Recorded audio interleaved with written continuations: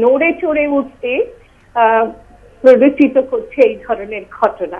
নড়ে চড়ে ওঠা মানে আমার মনে হচ্ছে রাষ্ট্রনীতি বা রাজ্যের পুলিশ প্রশাসন নীতি বা সরকারি নীতি এই ধরনের একটা অবস্থান গ্রহণ করেছে যে ব্যক্তি মানুষ এবং সমাজকে ধ্বংস করতে না পারলে ব্যক্তি মানুষকে অমানুষে পরিণত করা এবং সমাজটাকে অমানবিক একটা স্তরে নিয়ে যাওয়া সমাজের মানুষজনদের, সেইটি না করতে পারলে যে ক্ষমতা এদেরকে অর্থাৎ সরকার পুলিশ প্রশাসনে যারা আছেন তাদেরকে গ্রাস করেছে, সেই ক্ষমতার প্রসার ঘটবে না।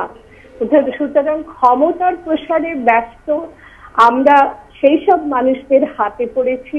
আমাদের সমাজ, আমাদের রাজ্য সেই রকম ক্ষমতা কবলিত হয়েছে এবং ক্ষমতার লোভীদের কবলিত হয়েছে।